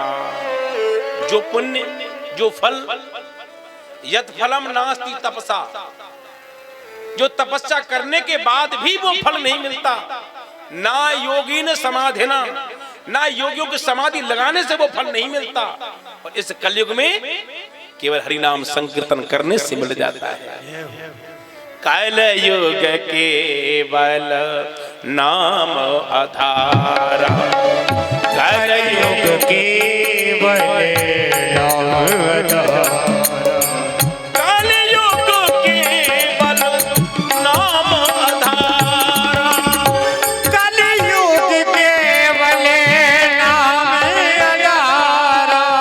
सुमेरे सुमेरे नर उतरहि पारा, सुमेरे सुमेरे नरे उतरे पारा, सुमेरे सुमेरे नर उतरहि पारा, सुमेरे सुमेरे नरे उतरे पारा। उतरहि पारा। इस कलयुग में केवल कीर्तन करने से वो फल प्राप्त हो जाता है। आप बड़े सौभाग्यशाली हैं। पहले समय में 24-24 घंटे तपस्या करते थे, और आज के समय में ये बात भागवत कहती है, शिव महापुराण भी कहती है, देवी भागवत भी कहती है, 1 घंटे भजन करिए, जरूर करिए, समय निकालिए मेरे ठाकुर के लिए। और जो मनुष्य, जो मेरी माता, जो मेरी बहन, वो मेरा भाई, पिता जो भजन करता है, थोड़ी तकलीफ तो मिलती है मानता हूं, परंतु आगे आने वाली जो समस्या है वो तलवार की जगह पर सुई पर आ जाती है। वो केवल भजन के प्रताप से, दान पुण्य के प्रभाव से। जब कभी कभी दान सुनना एक्सीडेंट हो जाता है, पता पड़ा गाड़ी टूट गई, पर हमारी खरोंच नहीं आई, ये कहीं ना कहीं हमारे सत्कर्म का ही प्रभाव है कि हम बच गए। प्रेम से बोलना पड़ेगा। आज नारद जी भी टेंशन में आ गए, चिंता में पड़ गए। देवी, मैं आज संकल्प लेता हूं, आप चिंता को दूर कीजिए और चिंतन को बढ़ाइए। आपसे भी कहता हूं, टेंशन में कौन कौन हाथ खड़े करने? किसको किस किस को टेंशन है? एक, किसी को टेंशन नहीं है? वाह। 2, ये सब बिना टेंशन के। जो रियल में उन्होंने कर दिया, हाँ हम तो है टेंशन, पूरा संसार टेंशन में है। पर मेरे जीजियो, एक बात आपको बता देता हूँ, छोटा सा सूत्र देता हूँ। और जब चिंता कोई सताए तो भजन करो, और जब चिंता कोई सताए तो भजन करो, जब चिंता कोई सताए तब भजन करो, जब व्याकुल मन घबराए तो भजन करो, जब व्याकुल मन घबराए तो भजन करो। भूल भुलैया सकल जगत है, भूल भुलैया सकल जगत है, हर एक प्राणी फिरत भटकत है, हर एक प्राणी फिरत भटकत है, हर एक प्राणी फिरत भटकत है, हर एक प्राणी फिरत भटकत है। कोई राह नजर ना आए तो भजन करो, कोई राह नजर ना आए तब भजन करो, कोई राह नजर ना आए तो भजन करो। बोलो बोलो बोलो, कोई राह नजर ना आए तब भजन करो। जब चिंता कोई सताए तो भजन करो, जब चिंता कोई सताए तब भजन करो, जब व्याकुल मन घबराए तो भजन करो। प्रेम से बोलना पड़ेगा। आज टेंशन में हो गए नारद जी। जब मुझसे आशा है कि मैंने सुना है कि जब संत आते हैं ऑटोमेटिक प्राणी के संकट दूर चले जाते हैं, भाग जाते हैं, कष्ट भाग जाते हैं, इनको विश्वास है। तो देवी, आज मैं भी एक संकल्प लेता हूं, आप चिंता से मुक्त हुई और चिंतन बढ़ाइए। जयति जयति माया यस्य काया धवस्ते वचन रचन में कम केवलम चाकलैया। आप भजन, जब नारद जी ने ये संकल्प लिया है और सत्कर्म के बारे में बताया है, तो सत्कर्म कोई और नहीं है मेरी जीजियो, सत्कर्म श्रीमद् भागवत महापुराण ही है। बोलो भागवत भगवान की जय। बोले महाराज इसको एक बार सुनना चाहिए कि दो बार सुनना चाहिए? बोले जब 3 साल पहले आए थे गुरुजी तब भी हमने आपसे सुनी थी, बीच में गोयल साहब जी के यहाँ आए तब भी सुनी, रीना ने कराई तब भी सुनी, और अब चौथी बार आए फिर आपकी सुन रहे। अब कितनी बार सुने? अब सुनते ही रहे क्या? बीच में अभी कथा हुई थी हमारे यहाँ के भाई ने की थी, उनकी आपने सुनी, अब सुनते ही रहे क्या? हाँ तो सही है। और मैं कहता हूँ जो कहता है हमने वहां सुन ली, हमने वहां सुन ली, अब क्या सुने? एक बात सुनना, जो इन शब्दों को कहता है वो समझना भगवान की कृपा उसके ऊपर नहीं है। और जिनके ऊपर 150 कथा सुनने के बाद भी यही लालाती रहती है कि अभी हमने कथा नहीं सुनी, समझना भगवान की डबल कृपा बरस रही है उसके ऊपर। ये कृपा पात्र बनना है, प्रेम से बोलना पड़ेगा। सदा सेव्या, स्पष्ट दिया श्लोक, सदा सेव्या श्रीमद् भागवती कथा यस्या श्रवण मात्रेण हर्ष चिंता समाश्रयेता। और इसी के सुनने से भक्ति ज्ञान वैराग्य का दुख दूर हो गया। और जैसे ही भक्ति रानी जब वृंदावन में पहुंची है तो भक्ति नृत्यति यत्र च, भक्ति रानी उस वृंदावन में जाकर के नाचने लगी है। बोले वृंदावन बांके बिहारी लाल। यहीं पर हम वाणी को विराम देंगे, एक भजन बोलेंगे, मन से चलेंगे वृंदावन। कौन कौन चलेंगे वृंदावन? चलने को तैयार है सारे? एक ग्वालियर निवासी चल देंगे, ये प्रेम से बोलना पड़ेगा। आज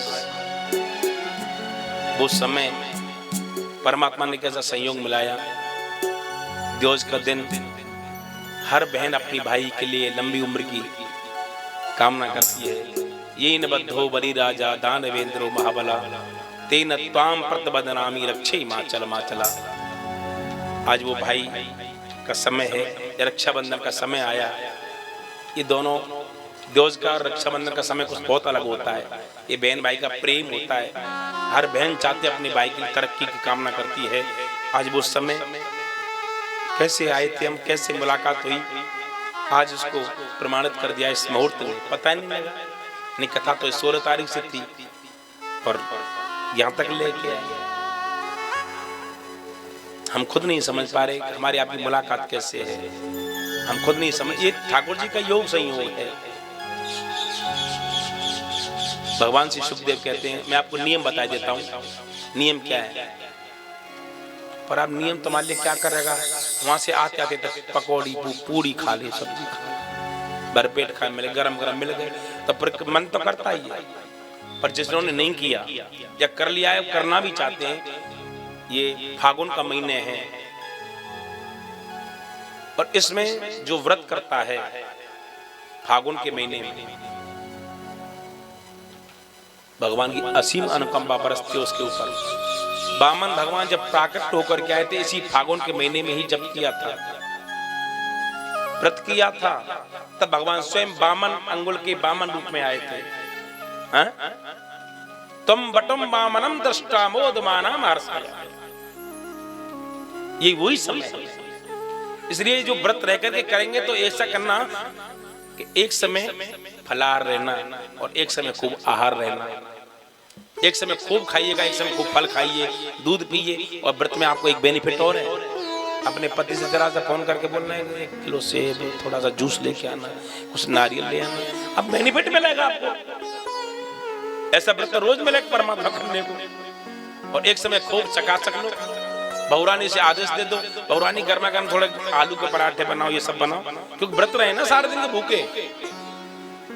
ये व्रत करना और फिर भी कहते हैं कि हम व्रत नहीं कर सकते, एक समय व्रत नहीं भूखे रह सकते, तो मेरी जीजियो दोनों समय खूब बिनाद भर खाना, पर कथा सुन ले जरूर आना, नियम है। दूसरा, आपको जिन माता बहनों को परिक्रमा लगानी है तो जैसे पहली परिक्रमा लगाते थे, भागवत जी की परिक्रमा लगाने के बाद गोपाल जी हमारे पास में रहते हैं। सुबह की बेला में जो परिक्रमा लगाना चाहे या परिक्रमा लगाएं, सामग्री उठाएं, गोपाल जी को भोग लगाएं, ढोक लगा के आए, तब आप अपने वहां से प्रसाद लेकर के तब आप अपने घर जाएं। जिनको लगानी है वो सबसे पहले किसकी लगाई जाती है? सबसे पहले जौ की लगाई जाती है, तुलसी की लगाई जाती है, फिर चाहे जिससे लगाएं आप, फल से लगाएं, मेवाओं से लगाएं, रुपयों से लगाएं, जैसे लगाना चाहें। हमारा बताने का कर्म है, क्योंकि व्यक्ति का कर्म अलग अलग है सबके लिए। प्रेम से बोलना पड़ेगा। जैसे एक पिता के चार भाई हैं, पता पड़ा एक भाई की नौकरी लग गई और 3 भाई मजदूरी कर रहे हैं, क्योंकि सबका प्रारब्ध अलग अलग है। कर्म प्रधान विश्व करे राखा, कर्म प्रधान विश्व करे राखा, कर्म प्रधान विश्व करे राखा, कर्म प्रधान विश्व करे राखा, जो जस करहि सो तस फल जाका, जो जस करे सो तस फल जाका, जो जस करहि सो तस फल जाका, जो जस करे सो तस फल जाका, कर्म प्रधान विश्व करे राखा, कर्म प्रधान विश्व करे राखा, कर्म प्रधान विश्व करे राखा, कर्म प्रधान विश्व करे राखा, जो जस करहि सो तस फल चाखा, जो जस करहि सो तस फल चाखा। ना भुक्तम चेते कर्म जन्म कोटि सतैरपि, अवश्यमेव भुक्तव्यम कृत कर्म शुभाशुभम। व्यक्ति को कर्मों का भोग स्वयं को भोगना पड़ता है। अच्छे करोगे अच्छा मिलेगा। प्रेम से बोलो। भगवान श्री सुखदेव कहने लगे, और नियम सुनो, व्रत रह करके परिक्रमा लगाना। जिन्होंने कलश उठाए उनका नियम बनता है रोज परिक्रमा लगाएं, और उनका यह भी नियम बनता है जिन्होंने कलश उठाए हैं उनको व्यास जी के आने से पहले कथा में बैठना चाहिए। नियम है ये, बाकी तुम जान जाए। मेरा काम बताने का, हम दोष मुक्त हो चुके, नहीं बताएंगे अज्ञान के लिए तो दोष हम पर लगेगा, बताएंगे तो अब तुम जाने, तुम्हारा काम है। हमारे आने से पहले आप यहाँ बैठना चाहिए। और हम समय भी पूछेंगे आपसे, बोलो बांके बिहारी लाल की। नाखून नहीं काटना चाहिए, दाढ़ी नहीं बनवानी चाहिए, भाइयों से छौर कर्म से दूर रहना चाहिए, ग्रस्त जीवन से दूर रहना चाहिए 7-8 दिन के लिए, खटिया पर नहीं सोना चाहिए। और सबसे बड़ी जो मेन बात है, जो सबसे बड़ी कमी है हम लोगों के अंदर, क्रोध से बचना। आपको यदि प्राप्त करना है, यहाँ पर आप 4 घंटे 5 घंटे जो ठाकुर जी के लिए देंगे कथा सुनने के लिए, तो उस समय आपने क्रोध किया तो सब कुछ खत्म हो जाता है। क्रोध करने से क्रोधाद भवति सम्मोहा, सम्मोहात् स्मृति विभ्रमा, स्मृति भ्रंशात् बुद्धि नाशो, बुद्धि नाशात् पश्यति। आपने जो दान किया, पुण्य किया, पूजा की, पाठ किया, कथा सुनी, उसको सबको चौपट कर दिया केवल क्रोध करने से। क्रोध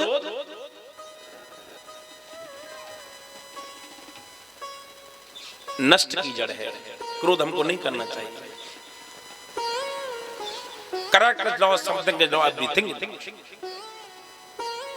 भगवान श्री सुखदेव कहने लगे, ये जो मैंने आपको नियम बताए हैं, और जो यहाँ पर झाड़ू लगाएगा उसको पुण्य ज्यादा मिलेगा। क्योंकि व्यक्ति सुनने वाला हो, चाहे संत हो, चाहे कोई ब्राह्मण हो, 2 जगह पुण्य छोड़ के जाते हैं। कहाँ? एक तो आसन में, और दूसरा बासन में। बासन कहते हैं बर्तन में जिसमें भोजन करते हैं। जिसको कोई जिसमें ब्राह्मण संत ने भोजन किया, या आप लोगों ने किसी भक्त ने भोजन किया, उस पत्थर को किसी ने उठाया, उसका पुण्य उसको मिलेगा जिसने पत्थर उठाई।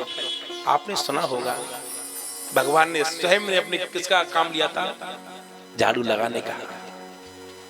और झाड़ू लगाने में, पत्थर उठाने में कोई छोटा बड़ा नहीं होता है। आप ये सोच के बैठे हम पैसे वाले, हम क्यों उठाएंगे, मजदूरों से उठवा देंगे, नहीं। ये सेवा बड़ी भाग्य से मिलती है। संत सेवा, ब्राह्मण सेवा, भक्तों की सेवा। झाड़ू लगाने का मौका मिले तो झाड़ू देखो, गंदगी है तो साफ करिए। इसका फल कैसे मिलता है? जैसे यहाँ पर गंदगी पड़ी है और कोई आकर के बैठेगा, जब साफ सुथरा दिखेगा, क्या आप लोग क्या कहेंगे? क्या अच्छा है, ये आहाई आपको आशीर्वाद रूप में परिवर्तित हो जाएगा। यही है आह, यही है चाह। और किसी काम को करने के लिए हमारे मन में जब तक चाह नहीं बनेगी, लगन नहीं लगेगी, तो रोटी भी अच्छा नहीं बनेगा, सब्जी अच्छी नहीं बनेगी। बोले पता पड़ा जब लगन नहीं है सब्जी बनाने में, तो कभी नमक ज्यादा डल गया, तो कभी मिर्ची ज्यादा डल गई, पता पड़ा कि डलाई नहीं, अलोनी हो गई। इसी को कहते हैं कि चाह पैसों से आनों में आती रही, और चाह आनों से रुपया बनाती रही, चाह रुपयों से नोटें बनाती रही, चाह नोटों से कोठी बनाती रही, और चाह कोठी में मोटर मंगाती रही, और चाह मोटर से होटल में जाती रही, चाह होटल में बोतल खुलाती रही, चाह क्या नहीं करती वो कराती रही। चाह जिसने भी पीली वो पीले हुए, चाह जिसने भी छोड़ी वो रसीले हुए, चाह जिसने लगा ली जी जरा हो गया, और चाह मेरी कन्हैया से लगा ली तो जी हरा हो गया। मतलब अर्जी हमारी और मर्जी, मुझे रास आ गया है तेरी दर पर सर झुकाना, और तुझे मिल गया पुजारी, मुझे मिल गया ठिकाना। मुझे इसका गम नहीं है कि बदल गया जमाना, और मेरी जिंदगी के मालिक कहीं तुम बदल न जाना। मेरी जिंदगी कहीं तुम बदल न जाना। प्रेम से बोलना पड़ेगा, जय जय श्री। और एक बात और बता देता हूँ, जिस समय हम गद्दी पे बैठते हैं, आप हमारा टीका करें ना करें कोई बात नहीं, पर गोपाल जी का सम्मान जरूर किया करें। जैसे आप लोग जब स्कूलों में जाते हैं, बच्चे छोटे छोटे, तो मास्टर जी आपकी हाजिरी भरते हैं, ऐसे ही पता नहीं ठाकुर जी की कृपा किसके ऊपर पड़ जाए। ये कृपा है जहाँ पर चलते चलते एक बार जोर से जय जय श्री। अब सब खड़े हो जाओ और चलते हैं मन से वृंदावन। यूट्यूब के माध्यम से जाना है, सबको वृंदावन बनाना है। और आली मोहे लागे, सबको नाचते हुए चलना है। आपको आने जाने की आवश्यकता नहीं, पैसे की खर्च करने की जरूरत नहीं है। और आली मोहे लागे वृंदावन को, आली मोहे लागे वृंदावन को,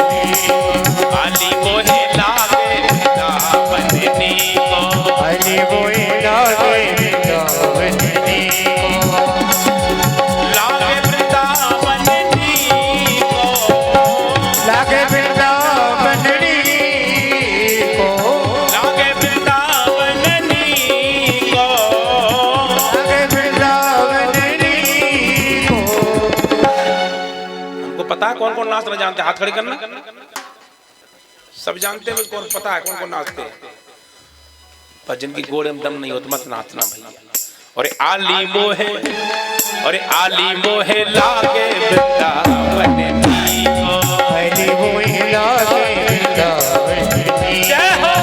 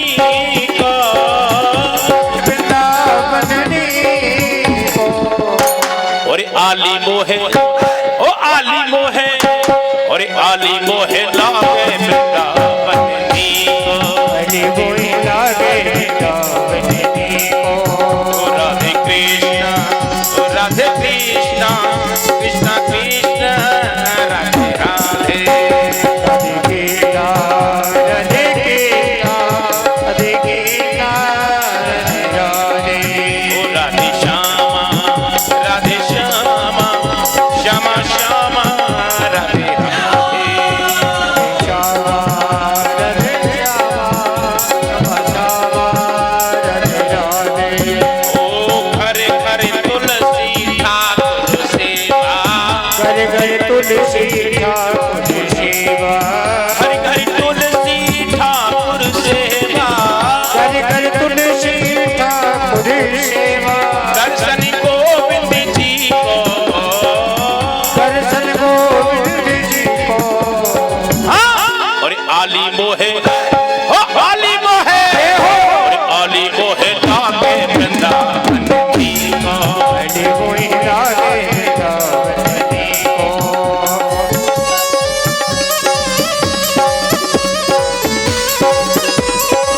जय हो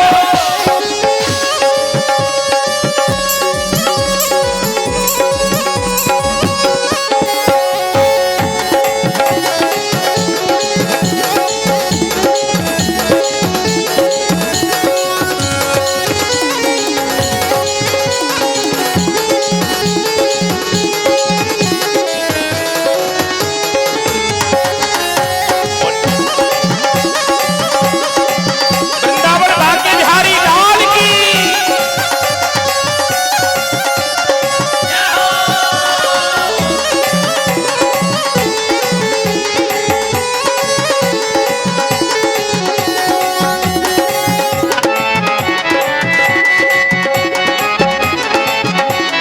ओ निर्मल नीर बहत जमुना को निर्मल निर्मल यमुना को निर्मल नीर बहत जमुना को निर्मल निर्मल यमुना को भोजन दूध दही को भोजन दूध दही को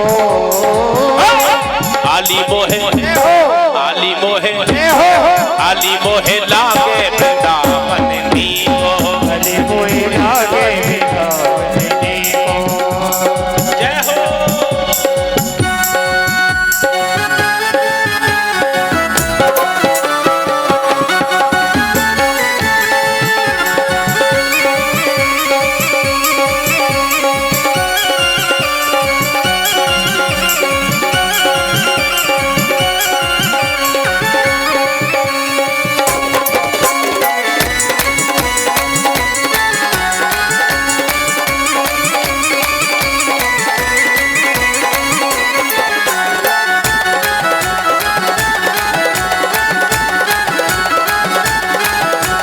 रतन सिंहासन आप विराजो रतन सिंहासन आप विराजो रतन सिंहासन आप विराजो रतन सिंहासन आप विराजो मुकुट धरो तुलसी को मुकुट धरो तुलसी को ओ मुकुट धरो तुलसी को मुकुट धरो तुलसी को ओ आली मोहे जय हो ओ आली मोहे जय हो आली री मोहे लागे वृंदावन नीको आली मोहे लागे वृंदावन नीको आली मोहे लागे वृंदावन नीको आली मोहे लागे वृंदावन जय हो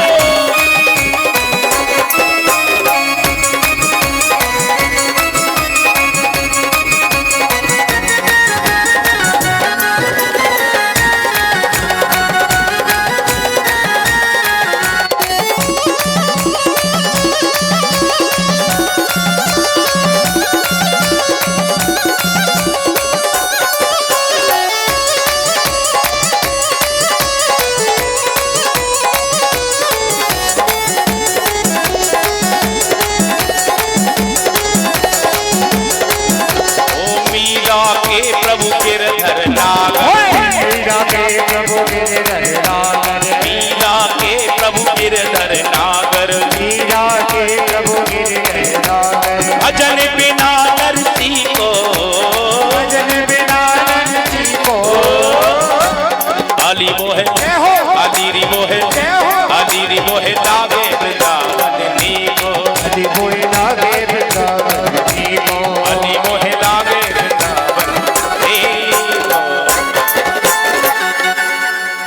भागवत भगवान की जय। एक बात और सुने, वैसे कथा का जो समय दिया है पैम्पलेटों में, बैनर में 1 से 5 का, इसको राजी हैं या 2 से 6 राजी हैं? बोले मेरी बहनाओं पहले, 1 से 5 राजी हैं कि 2 से 6 राजी हैं?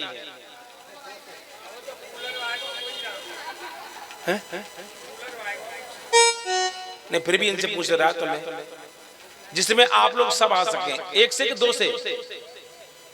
1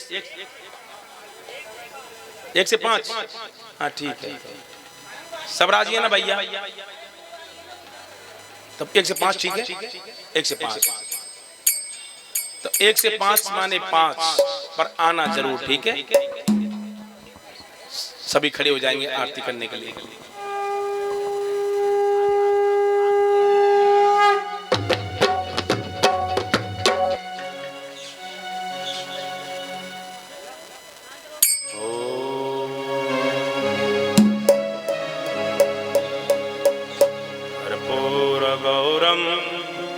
करुणावतारम संसार सारम भुजगेन्द्रहारम सदा वसंतम हृदयारविंदे भवम भवानी सहितम।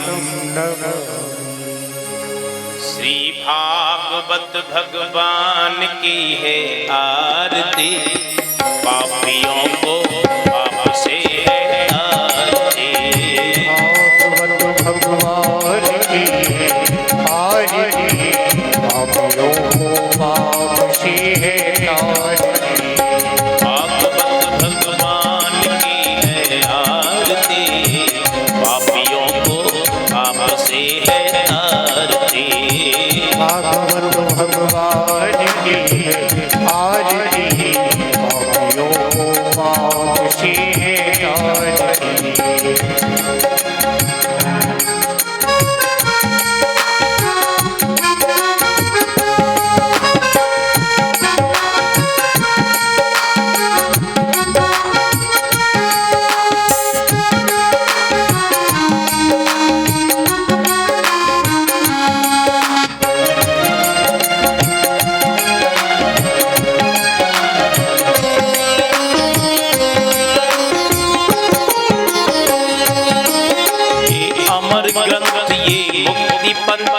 ये पंचम वेद निराला, नव ज्योति जगाने वाला।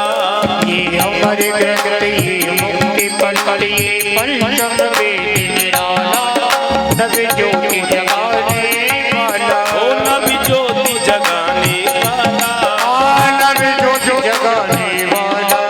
हरि नाम यही, हरि ध्यान यही, हरि नाम यही, हरि ध्यान यही। जग की मंगल की आरती, पापियों को पाप से है तारती। भागवत भगवान की है आरती, पापियों को पाप से तारती।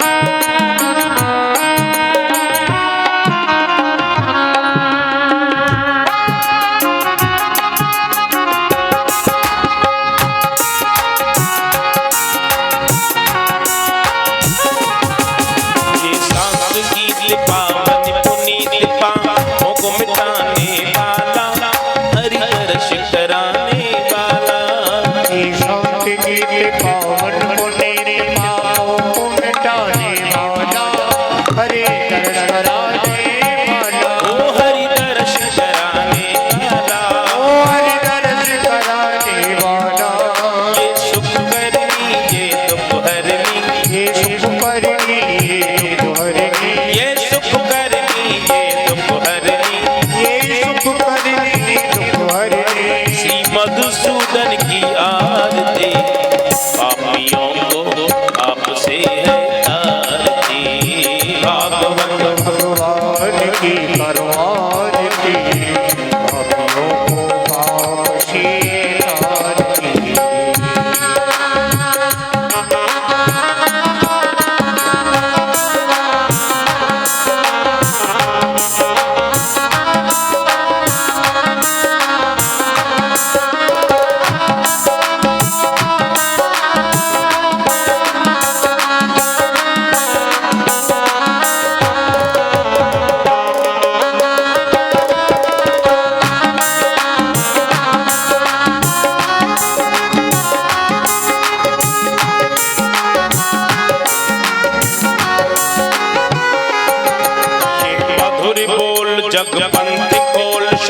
मार्ग बताने वाला, बिगड़ी को बनाने वाला।